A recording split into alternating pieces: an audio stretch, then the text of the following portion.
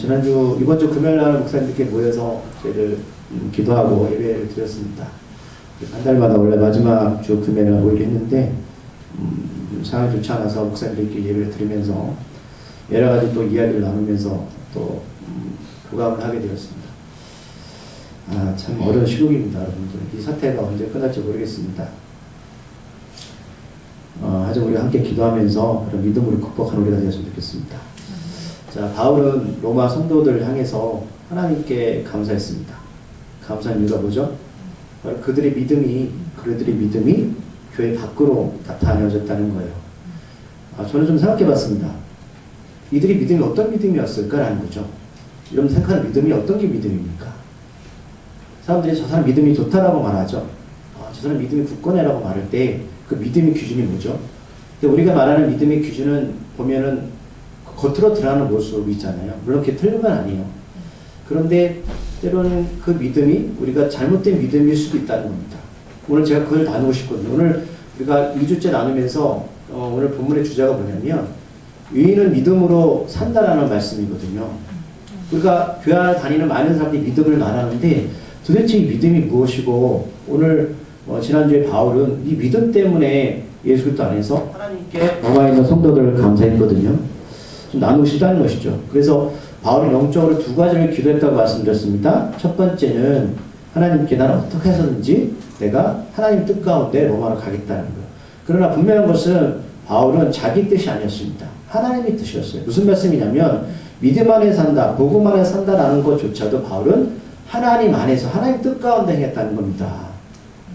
우리는 내가 생각하고 이건 좋은 일이라고 판단하고 그래 맞아요. 그러나 더 중요한 본질은 뭐냐면 그것조차도 하나님 뜻 가운데 움직이게 된다는 사실입니다. 저는 그래요. 11시 예배 드리는 이 부분에 대해서 코로나 사태도 제가 결정한 부분은 아닙니다. 제 마음속에 하나님 주신 마음이 있습니다. 남들이 뭐라 하든 저는 이 부분에서는 절대로 저는 양보할 생각이 없습니다. 저희가 수예배, 금요예배, 다른 새벽 예배까지 양보하지만 그래요. 남들이 예배당 안에서는 예배가 예배냐? 맞습니다. 그러나 하나님께서 우리들에게 이 상황을 바라보면서 모든 이들이 스탑하는 우리 스탑해야 되겠죠. 하지만 그런 상황이 아니잖아요. 저는 저 안에는 확신이 있습니다. 두 번째는 어떤 기도를 했냐면 내가 로마에 있는 너희 성도들을 간절히 보기를 원한다고 했죠. 왜 보기를 원한다고 했습니까? 어떤 신령한 은사 때문에 그렇습니다. 신령한 은사, 영적인 거잖아요. 우리가 이 부분도 나눴어요. 이 신령한 은사는 분명 하나님 주신 선물입니다. 그러니까 사람마다 은사가 다 달라요. 이 사람은 가르치는 은사, 이 사람은 뭐 돌보는 은사, 이 사람은 뭐 신의 은사. 그러니까 어떤 은사가 높고 낮음이 없다고 말씀드렸잖아요. 하지만 그 은사를 어떻게 사용해야 된다? 적절하게 품위 있게 사용해야 된다는 거예요. 질서 있게. 그리고 그것을 나를 위해서 사용하면 안 된다라는 거예요. 그것은 교회를 든든히 세우기 위한 방법이다라는 거지. 그것이 먼저 나서면 안 된다. 그래서 제가 고린도전서를 그 3장 말씀드리면서 가장 중요한 본질은 보다 사랑이다. 예수 그리스도의 사랑이 없는 은사는 그것은 여러분 사단이 주는 은사일 수도 있다는 거예요. 내가 저 사람을 위해서 사랑해서 치료의 은사를 베풀고 내가 저 사람을 사랑해서 가르치고 이 본질은 사랑인데 사랑에 빠진 은사는 보다 내가 교회를 더 흔들어 놓는 그런 은사가 될 수 있다고 분명히 말씀드렸고 그래서 우리는 질서에게 적절하게 덕을 세울 수 있는 은사가 필요하다고 말씀드렸습니다. 그래서 은사는 나를 위해서 사용하는 것이 아니라 어떻게 복음 안에서 핵심 복음 안에서 교회를 섬기기 위한 교회를 배려를 위한 은사가 있어야 된다라고 제가 말씀드렸고 만약 그 은사가 하나님보다 복음보다 앞서간다면 그것은 바로 우상이 될 수 있다고 말씀드렸습니다. 그래서 항상 말씀의 근거에서 우리가 영적인 분별함을 가지고 하나님께 구해야 된다. 그래서 이 두 가지 부분 때문에 오늘 바울은 로마에서 기도했습니다. 오늘 성도를 위해서. 오늘 13절을 보면 바울이 이 자신이 이렇게 로마로 가고자 하는 마음, 영적으로 하는 기도했잖아요. 이 마음을 나만 아는 것이 아니라 너희들 로마에 있는 너희 지체들도 어떻게 알기를 원했습니다.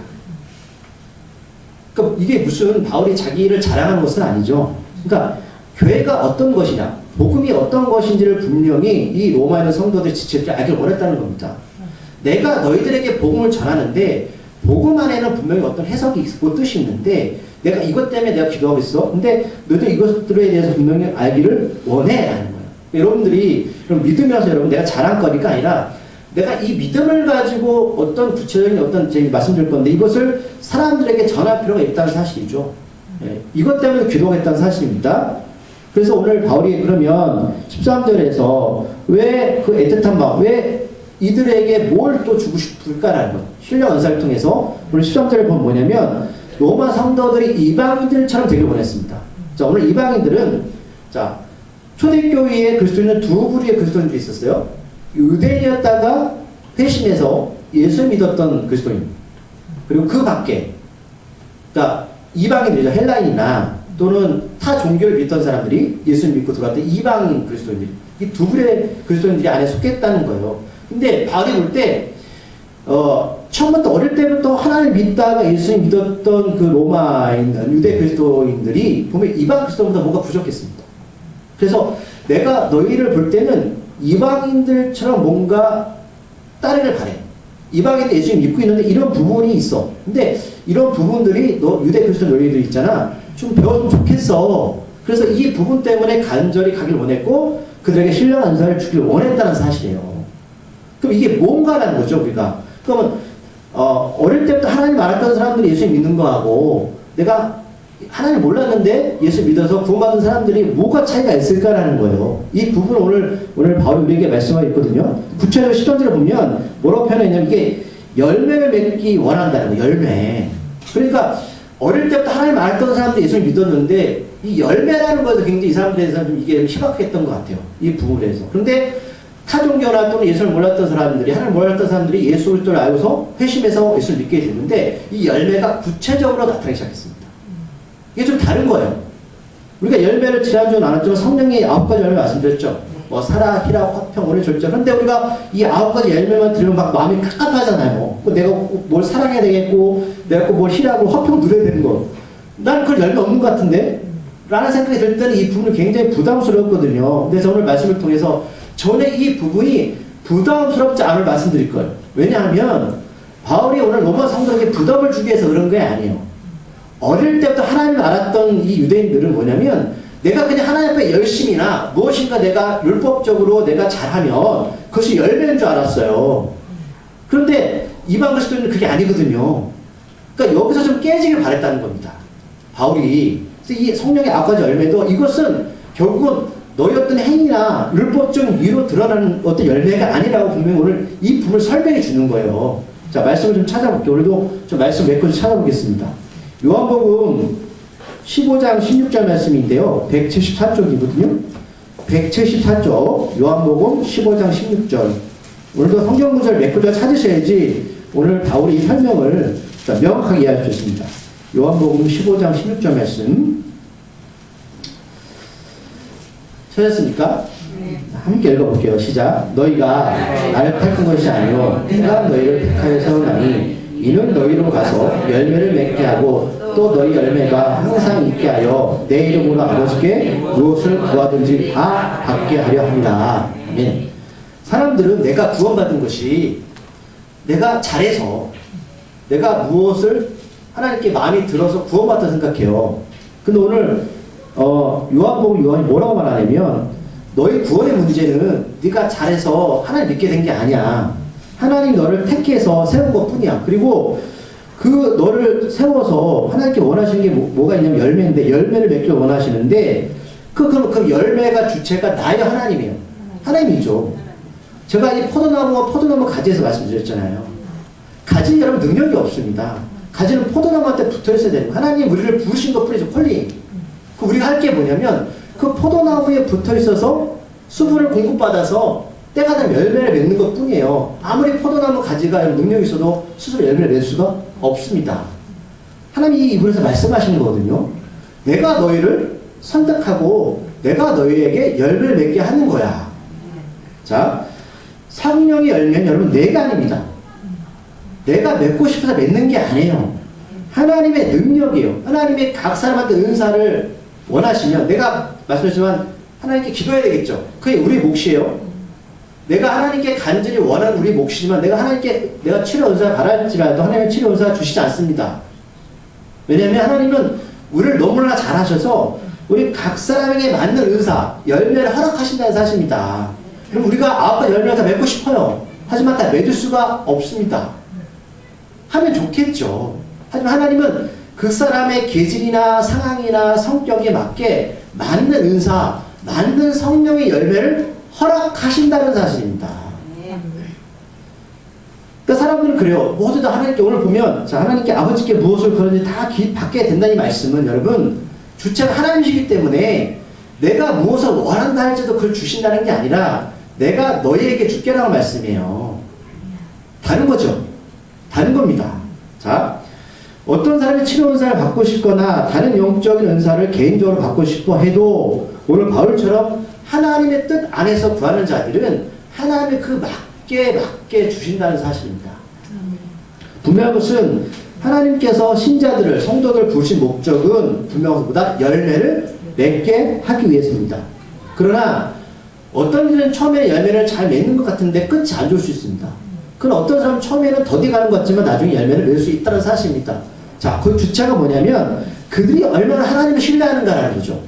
자, 바울이 처음에 여러분 하나님을 잘 믿는 것 같았지만 그가 잘 믿은 사람이었습니까? 잘못된 길로 간 거죠. 그가 담에서 예수를 만나고 나서 그래서 올바른 길로 가게 돼서 예수를 믿게 된 거잖아요. 열매 맺게 된 거죠. 그럼 마가도 처음 1차 성경에서 바나바랑 같이 가다가 바울을 떠나게 되잖아요. 너무 힘들어서. 근데 마가가 끝까지 그렇게 실패하는 인생 살았습니까? 아니죠. 나중에 회심해서 돌아와서 바울이 로마에서 너무 보고 싶어 했던 게 마가였거든요. 무슨 얘기입니까? 사람마다 각기 성향에 따라 기질에 따라 하나님은 다르게 은사와 열매를 허락하시는 사실입니다. 그리고 사울은 처음에 정말 좋게 시작했습니다. 하나의 은혜 가운데 왕도 되었고 하지만 그 끝은 좋지가 않았습니다. 결국 그가 실패했던 이유가 뭐냐면 그 모든 것들이 나중에 처음에는 하나님을 의지했지만 그가 왕에 오르고 모든 것이 평안해지자 하나님보다 자기의 중심으로 살았다는 겁니다. 이게 바로 열매에 있는 자 없는 자의 차이일 뿐이에요. 그러니까 주체는 뭐다? 하나님, 바로 성령입니다. 자, 열매 주신 목적은 첫째는 뭐냐면 여러분 개인적인 여러분 성결의 열매를 맺기 위해서 신앙의 열매고요. 두 번째는 어떤 열매냐면 복음의 열매입니다. 오늘 바울이 복음 안에서 하나님 뜻받는 가길 원하는 거잖아요. 그러니까 하나님은 왜 교회가 든든해서 하길 원하시는 가장 최종 이유가 뭘까요? 복음 안에서 하는 교회가 성하게 생명을 살리는 교회가 되기를 원하시는 사실입니다. 이것 때문에 은사도 주시고 이것 때문에 성령의 열매를 주신다는 사실이에요. 그럼 우리가 은사라는 것은 다른 게 있는 게 아니라 그걸 통해서 예수님을 증거하는 것이죠. 여기 최종의 목적이 여기 있다는 사실입니다. 그러니까 예수님을 통한 은혜가 필요하고 간구해야 되는데 너희 거기에는 생명이 있어야 돼. 사랑이 있어야 돼. 라는 거죠. 또 말씀을 찾아볼게요. 누가복음 13장 6절 7절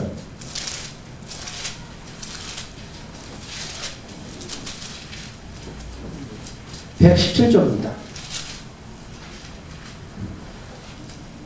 누가복음 13장 6절 7절 찾으셨습니까? 한 절씩 읽을게요. 이에 비유로 말씀하실 때 한 사람이 포도원에 무화과나무를 심은 것이 있더니 와서 그 열매를 구하였으나 얻지 못한지라. 열매를 구하되 얻지 못하니 찍어버리라. 어찌 땅만 버리게 하겠느냐. 아멘. 여러분 오늘 제가 이거를 길게 이거 가지고 설교할 수 있는데 제가 길게 설명 못 드리고 오늘 주님이 뭘 비교하신 거죠? 무화과나무가 있는데 열을 맺지 못했죠. 근데 이 무화과나무는 이스라엘 백성들의 대표적인 꽃이고 이스라엘 백성들 말하는 겁니다. 내가 너희를 불렀는데 너희들 열매가 없어.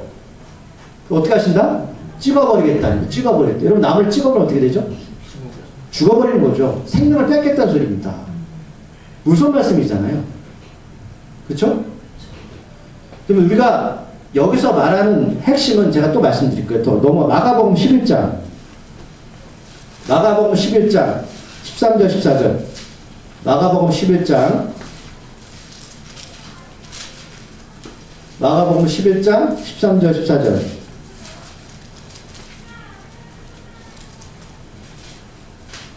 찾으셨어요? 저 입술로 같이 고백할게요. 한 목소리 읽겠습니다. 시작. 멀리서 잎사귀 있는 한 무화과 나무를 보시고 꼭 그 나무에 무엇이 있을까 가셨더니 가서 보신즉 잎사귀에 아무것도 없더라. 이는 무화과의 때가 아니니라. 예수께서 나무에게 말씀해 이르시되 이제부터 영원토록 사람이 내게서 열매를 따먹지 못하리라 하시니 제자의 일을 듣더라. 제가 이것도 성경 공부도 말씀드렸는데 이것도 깊이 들어가는 부분이긴 한데 제가 그냥 전체적인 맥락 말씀드리면 이것도 뭐가 나오면 이스라엘 백성이잖아요. 근데 갔는데 입만 무성하고 열매가 없어요. 그러니까 우리 앞에 봤던 누가복음과 이 마가복음의 핵심이 뭐냐면 열매가 없다는 사실이죠. 공통의 주의 열매입니다. 우리가 봤던 열매. 바울이 로마에 가고 싶은 목적이보다 너희들에게 이방 그리스도인처럼 어떤 열매 맺기를 원해. 그래서 내가 신앙 언사를 위해서 기도하고 있고 내 영적으로 빨리 가길 원해서 그것 때문에 기도하고 있어라고 말씀하고 있는 거예요. 근데 오늘 이스라엘 백성들은 열매가 없잖아요. 말씀드렸지만 열매는 우리가 하나님께 들은 열매가 있고 복음 열매가 있거든요. 그러면 제가 질문을 던질게요. 여러분 복음의 핵심의 열매의 본질이 뭡니까? 열매를 맺기 위해서 뭐가 필요하죠?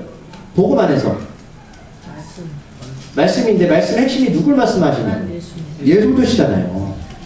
예수님 말씀하시는 거예요. 무슨 말씀이에요? 오늘 자 누가복음과 읽었던 마가복음의 그 이스라엘 백성 무화과나무가 열을 맺지 못한 이유가 뭐냐면 이 뷰가 뭐냐면 너희들은 날 믿고 있지 않아라는 겁니다. 그래서 예수님께서 내가 이 무화과나무 잎이 다시 회복되어서 올게라고 하시죠. 그게 주님의 재림때거든요. 그게 무슨 얘기일까요? 유대인들 가운데 예수를 믿는 사람이 나타난다는 사실입니다. 그게 바로 열매입니다. 내가 언젠가 너희들 가운데 나를 믿는 이들이 나타나게 될 거야. 그게 바로 신천지에 말한 14만 4천 명이 여러분 이방인을 말하는 게 아니에요. 상당히 숫자긴 한데 12지파 유대인들 말하는 겁니다. 그러니까 오늘 예수님 말씀하시는 그러니까 바울이 내가 뭐하러 가고자 하는 그 핵심이 뭐냐면 열매는 예수님이야. 이 얘기를 하는 겁니다. 그러니까 이방인이었다가 예수 믿었던 사람들의 마음속에는 예수님에 대한 그 확신과 열매가 더 유대인들보다 강했다는 소리예요. 근데 어릴 때부터 하나님 알았던 사람들은 예수님은 같은 종족이고 나사렛에 태어난 목수의 아들이라는 그 생각이 여전히 예수를 믿으면서도 그들 가운데 복음의 핵심을 갖추고 인정받지 못했다는 사실입니다. 이것이 바로 굉장히 마음이 아팠던 부분이에요. 우리가 모태신앙이라고 말하지만 어릴 때부터 교회 안에 있었던 사람들의 특징도 이거거든요. 그러니까 정말 내가 세상 밖에서 깨지고 죄 가운데 있던 사람들이 예수를 믿게 되면 회심에 빠르거든요. 또 확실히 다가오고 이런 부분 우리에게 말씀하고 있는 겁니다. 이게 바로 무화과나무 열매를 지금 비유로 말씀하시는 거거든요. 그런데 바울이 이분에서 부분도 분명히 말씀하셨어요. 우리가 씨를 갖다가 심고 물을 주지만 키우시고 열매 맺는 건 누구다? 하나님이시다. 그러니까 주체는 복음의 핵심의 열매, 우리가 누구의 전단의 열매의 핵심은 뭐다? 예수님이라고 말씀하시는 겁니다. 그러니까 유대인들한테는 열매, 예수 그리스도를 믿는 것이 굉장히 어려운 부분이었고 믿는다 할 때도 그 안에 확신이 없었다는 사실이죠. 자, 그런데 바로 이런 간절함에도 길이 막혔죠. 막혔습니다. 가고자 했지만 좋은 길 없기를 바랬지만 막혔다는 거예요. 하나님께서는 때로는 우리들에게 말씀드렸죠. 광야 같은 인생 가운데 그 길로 몰아넣을 수도 있다고 말씀드렸습니다. 왜요? 열매 맺게 하기 위해서. 여러분 사람들이 예수 믿는 게요 쉽다고 생각하는 데는 어려울 수 있다는 사실이에요. 그러니까 빨리 돌이키는 게 어떤 상황 가운데 광야 가운데 하나님의 존재성을 내가 인격적으로 만나는 그게 하나님의 복이 될 수 있거든요. 근데 그것들을 내가 인정하지 못한다는 사실이에요. 그래서 복음의 열매는 14절에 보면 이렇게 말해요. 나는 헬라인이나 야만인이나 갈 거야. 그리고 문명인에게도 전파돼야 된다. 그리고 성경에 보면 야만인 그러니까 이 사람들이 무슨 옛날 아프리카 원주민처럼 아무것도 모르는 사람 이게 아니고요. 이 야만이 어떤 사람들이냐면 바울이 살던 시대에는 헬라어가 지식인들의 언어였습니다. 그럼 지금도 우리 영어 잘하면 좀 배운다라고 하잖아요. 헬라어를 사용하지 못하는 사람들, 그러니까 교육을 제대로 받지 못한 사람들 이렇게 생각하는 거예요. 그러니까 야만이 이렇게 무식한 사람이 아니에요. 그러니까 바울이 살던 시대에는 헬라어 좀 하는 사람들보다 좀 똑똑한 사람들, 배운 사람들 이렇게 생각했다는 사실입니다. 근데 여러분 이런 벽들이 지금도 있을까요? 없을까요? 있죠. 교회 안에서. 교회 안에 있습니다. 그러니까 좀 규모가 크거나 잘 사는 동네 교회 가면요 이게 더 크거든요. 벽들이 있어요. 그러니까 학력 신분에 따라서 나눠지게 되고, 그러니까 바울도 여러분 2000년 전에 복음을 전할 때 이런 사람이 있었다는 소리죠. 이런 부류가 있었고 무시당하거나 또 배웠거나 인권 없거나. 그러나 바울은 복음 안에서 이것들이 아무것도 아니라고 말씀하는 거고요. 여러분 신천지들이 포기할 때 어떤 사람들 피하는지 아시죠? 노인들, 장애인들 피합니다. 왜 피한다고요? 돈이 안 돼요. 헌금 못 한다는 겁니다. 그러니까 왜 바울이 왜 이 말을 하냐면 이때 많은 종교들이 그 안에 종교색을 띠지만 이렇게 구분을 두고 믿겠다는 거예요. 있는 사람들 알아서 포용하고 없는 사람들 배척하고. 근데 이런 일들 지금도 일어나고 있잖아요. 근데 바로 뭐다? 복음 안에서 그거 아무것도 아니야. 그거 중요하지 않다라고 말씀하는 거예요. 또 한 구절 찾아볼게요. 고린도전서 1장 20절 21절. 제가 이 말씀을 계속 찾냐면 이 말씀을 읽어주는 바울의 맥락을 이해할 수 있다는 사실입니다. 고린도전서 1장 20절 21절 263절입니다.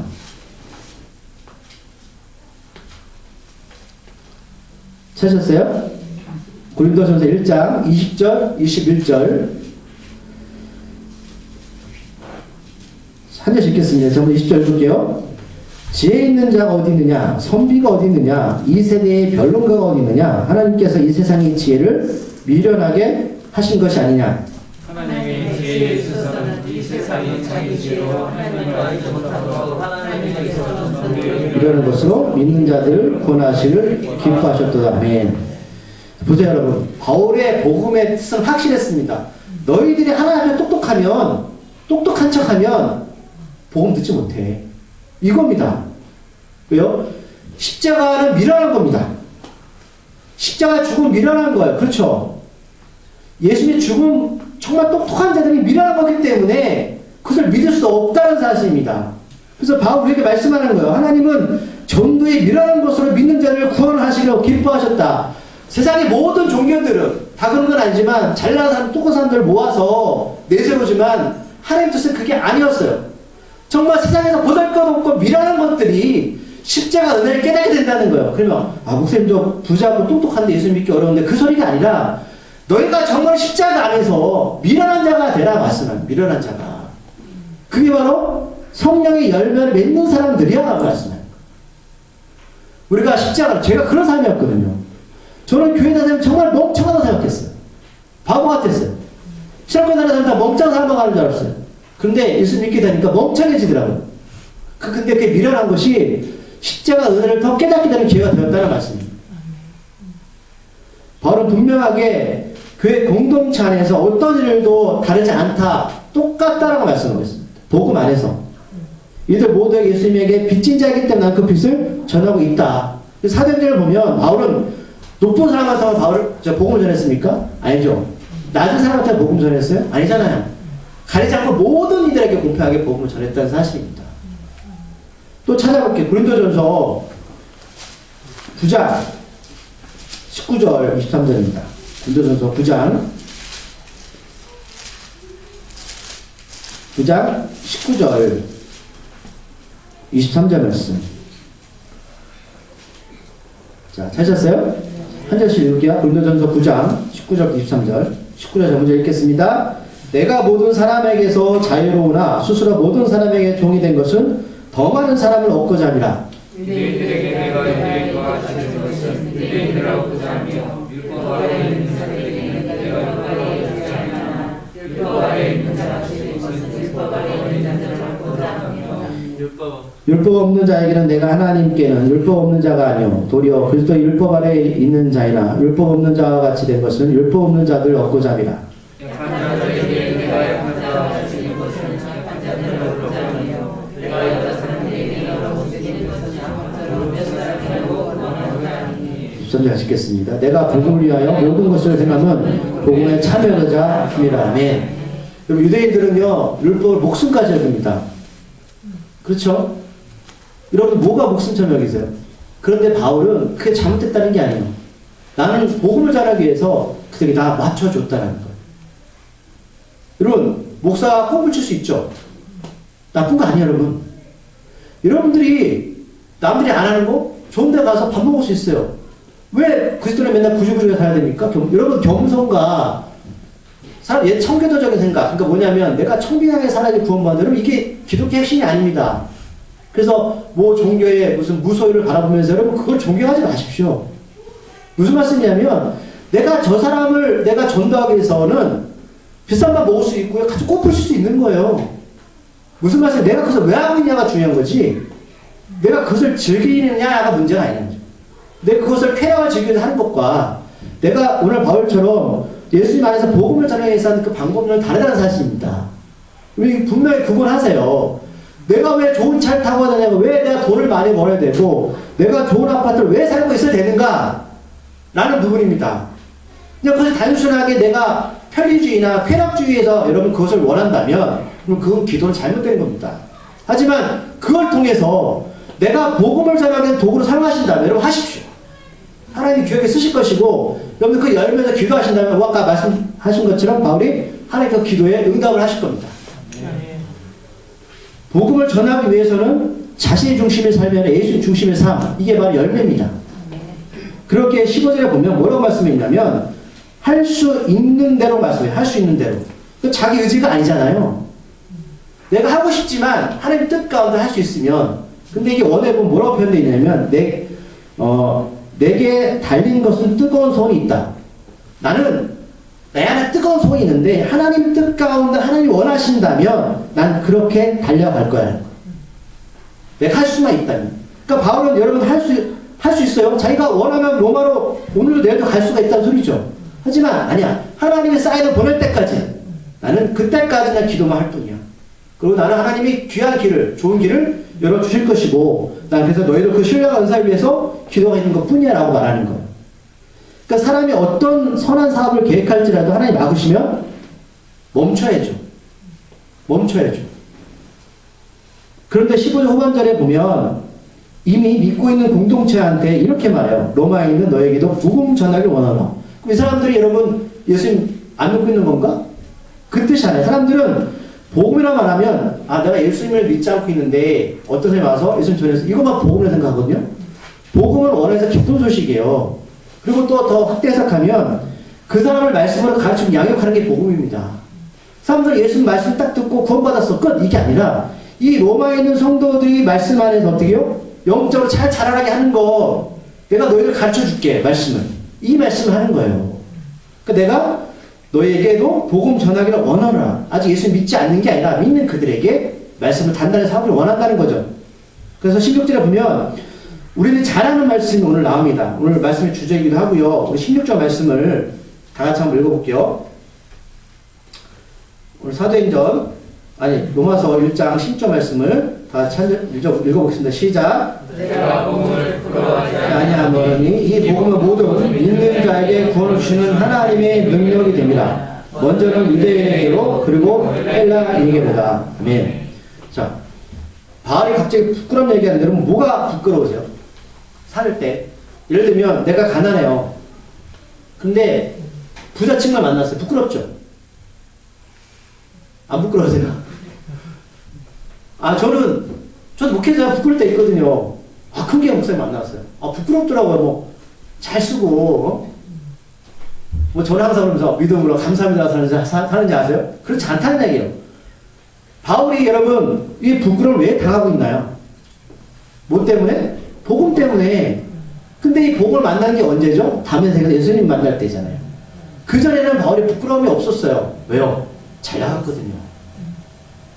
근데 예수 만나고 나서 그 삶이 없어요. 예수 중심 살다 보니까 바닥으로 내려간 거죠. 세상적으로 보면. 복음을 전하다 보니까 자기 천막일을 하면서 먹고 살았고, 어떻게 보면 많은 유대인들로부터 핍박도 당했고, 그럼 세상의 기준은 부끄러움이잖아요. 그럼 세상의 부끄러움 아니에요?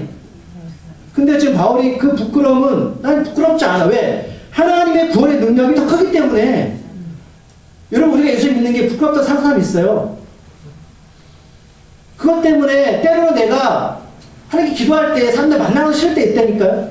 예수 믿으면 잘 되어져야 되고 사람들 뭔가 내가 이렇게 좀 잘할 걸 애써야 되잖아요. 그런데 내가 오래 믿는데 내가 믿음 좋다고 생각했는데 그게 아니면 말할 게 없어요. 근데 바울은 그게 부끄럽지 않아요. 왜? 구원의 능력이 더 크기 때문에. 자, 저 사람들이 정말로 교회 안에서 믿음 안에서 성공한 사람일까요? 그럼 한번 살펴보셨어요? 믿음 안에서. 정말 그 안에 그리스도가 있어서 구원의 확신을 가지고 부흥 가운데 살면서 우리가 말하는 세상의 성공을 거둔 사람인가? 아니면 그거 없이 그저 종교로 살다가 세상의 모든 방법을 통해서 무엇인가 얻은 사람인가? 그 구분해 보셨어요? 어떤 게 기쁜 소식인 거예요? 바울의 하나님 능력은 바로 구원의 능력이었습니다. 내가 이 능력을 너에게 주고 싶어. 복음 부끄러운 게 아니야.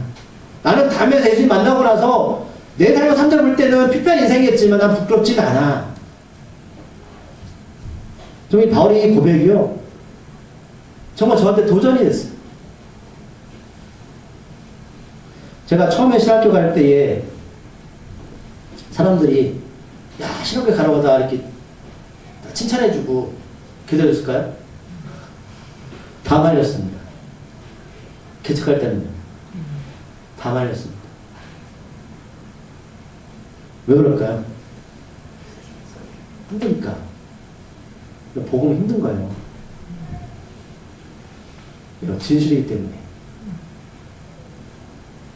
바울은 아마 사람들이 복음이라 말하면 궁핍, 가난, 어려움, 그렇잖아요.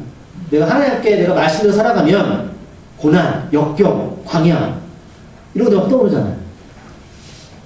그렇지 않아요. 그 안에 행복함이 있습니다. 그냥 감춘 보화의 보화, 숨겨진 보물이에요. 내가 가서 그 땅을 사는 거야, 다 팔아서.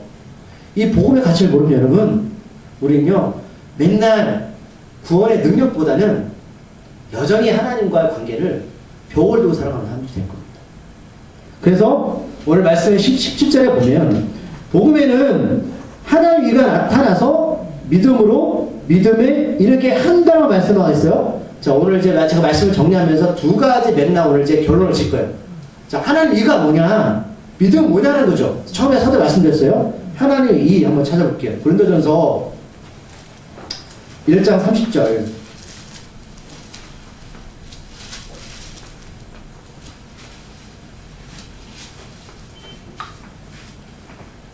이 29절부터 찾아볼게요. 30절까지. 자, 29절 30절 함께 읽어보겠습니다. 시작. 이는 아무 육체도 하나님 앞에서 자랑하지 못하게 하나십니다. 너희는 하나님부터 나서 그리스도 예수 안에 있고 예수는 하나님부터 나와서 우리에게 지혜와 이로움과 거룩함과 구원함이 되셨다. 아멘. 하나님 앞에 섰을 때 오직 하나님 우리를 보시는 것은 하나님의 입밖에 없습니다. 아무도 그 앞에서 이 세상의 육체를 자랑할 수가 없어요. 쉽게 말하면 복음입니다. 복음의 핵심 뭐다? 예수님입니다. 하나님의 이해의 핵심은 바로 예수 그리스도입니다. 그런데 그렇다면 이 하나님의 이해에 우리가 어떻게 들어갈 수 있을까라는 거죠. 오늘 보면 믿음으로 어떻게 된다? 믿음에 이르게 하는 거 말씀하고 있잖아요. 믿음이 두 번 반복하고 있죠. 자, 믿음을 여러분 헬라 언어에 보면 어떤 뜻이냐면 성실하다, 신실하다는 뜻이에요. 우리가 믿는다는 것을 뭐 예수님께 하나님께 뭔가 잘한다 이렇게 생각하는데 헬라인들은 뭐냐, 유대인들은 하나님께 뭔가 신실한 거예요. 신실을 또 더 들어가 보면 거짓이 없는 거예요. 그러니까 쉽게 풀이하면 내가 하나님의 관계 속에서 거짓 없이 신실하게, 진실하게 다하는 게 바로 믿음입니다. 그러면 예수 그리스도의 십자가의 부활 사건을 두고 우리가 그 하나님의 언약, 이 하나님의 언약 구약에 다 기록되어 있잖아요. 하나님의 구약의 모든 전체를 통해서 예수를 말씀하신 거잖아요. 결국 예수님이 그 구약의 말씀을 이루시려고 십자가에 돌아가셨죠. 그래서 십자가 다 이루셨다고 말씀하신 거예요. 구약의 모든 말씀이 신약에 성취된 거예요. 그게 하나님의 신실함입니다. 하나님이 우리를 너무 사랑하셔서 우리를 구원하시기 위해서 아들을 이 땅에 보내서 구약에 있는 모든 언약, 예수님을 십자가에 죽이셨어요. 그 신실함을 보이신 겁니다. 보이셨죠? 그러면 우리는 그 믿음이 어떤 믿음으로 보답해야 되냐면 그 신실함을 믿고 내가 성실하게 진실하게 다가가는 것. 그게 바로 믿음으로 믿음에 이르게 하는 겁니다. 하나님은 신실함을 보이셨어요. 그럼 그 반응을 누가 해야 될까요? 우리가 해야 되는 거죠. 이게 바로 믿음으로 믿음에 이르게 하는 겁니다. 신실함으로 응답하는 것입니다. 그래서 마틴 루터가 이거 가지고 종교에 한 거잖아요. 왜? 제가 신부였는데 열심히 종교를 했고 내가 하나님께 열심히 했는데 내가 내 마음속에 죄가 있어요. 그럴 때 뭐요? 의심이 들고 내가 구원받았나? 라는 생각이 자꾸 나를 힘들게 하는 겁니다. 그 신부한테 가가지고 신부니까 또 신앙 고백도 했어요. 근데 그때뿐이에요. 그래서 그가 여러 가지 모양으로 뭐 하나님께 나가려고 죄를 지면 몸에 칙칙도 가고 뭐 계단을 막 무르고 올라가고 그런 고통을 겪었어요. 근데 그때뿐이었다는 거예요. 그때 그가 구원을 받은 구절이 오늘 이 구절입니다. 이는 믿음으로 말미암아 살리라. 그렇구나. 나는 지금까지 복음을 나의 어떤 열심과 나의 행위로만 내가 그렇게 믿는다고 생각했는데 하나님 그게 아니라 하나님 나 길을 열어놓으셨구나. 진실하게. 나는 그 진실을 믿고 성실하게 답하면 되는 거야. 아, 나의 행위로 되는 게 아니구나. 이게 바로 열매입니다. 오늘 제가 말씀 마무리하면서 오늘 로마서에 있는 그 바울의 이 구절도 하박국이 말씀을 인용한 거거든요. 찾아볼게요. 하박국 2장 4절. 마지막 말씀입니다. 하박국 2장 4절 1302쪽입니다. 1302쪽. 하박국 2장 4절 말씀.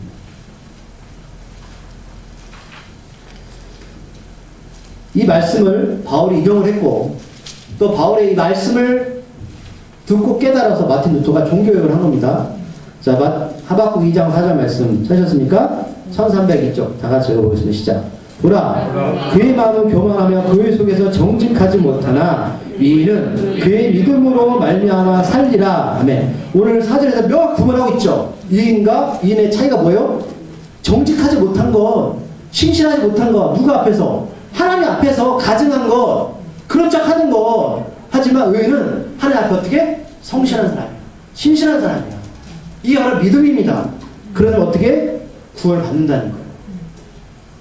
그래서 이는 믿음으로 사는 겁니다. 우리가 아무것도 할 게 없어요. 십자가 안에서, 예수님 안에서 그 은혜 가운데 은혜를 받아들이면 이제 하나님의 진실함에 답을 하시면 되는 거예요. 그러면 하나님께서 때가 되면 포도나무 간 여러분을 통해서 성령의 열매를 맺기를 원하십니다. 이거예요. 이는 믿음으로 사는 겁니다. 예수님 안에서. 이게 바로 복음입니다. 이것 때문에 오늘 바울이 로마에 가고 싶은 거예요. 얘들아, 이게 바로 신앙이야. 복음이야. 그 열매를 맺기 위해 살아가는 거야. 이걸 전해야겠지. 라는 겁니다. 제가 누차 말씀드리지만 이 로마서는 교리 부분이라 약간 어려울 수도 있지만 여러분들이 이 교리 부분을 정확히 이해하시면 사전을 보고 로마서 이해하니까 더 이해가 빠르실 거예요. 명확하게 구원의 문제가 다 보입니다. 그래서 제가 로마서를 생각하게 된 겁니다. 그래서 신천지는 이만희가 예수가 되잖아요. 6개월 전 교회를 가르치면서. 이만희 예수가 되는 거예요. 자, 기도하겠습니다. 하나님 은혜가 여기 모인 우리들에게 함께하기를 소망합니다. 하나님, 믿음은 나의 행위가 아닙니다. 오직 이는 믿음으로 사는데 그 믿음은 바로 십자가입니다. 하나님 그것을 만들어 놓으셨고 우리에게 제시하셨고 우리는 그것을 진실하게 답하는 것 뿐입니다. 우리가 무엇을 잘해서 무슨 열심으로 구원을 받는 게 아닙니다. 하나님의 은혜입니다. 이 열매를 맺게 하시고 늘 하나님의 뜻 가운데 복음 안에 예수님 안에 살게 하여 주시옵소서. 너가 나 위에 저주가 아니라 너가 나 위에 꽃이 피는 그날을 기다리면서 열을 맺는 그날을 기다리면서 우리가 주님의 재림의 때를 우리가 다 함께 찬송하기를 소망합니다. 예수님의 이름으로 기도드립니다. 아멘.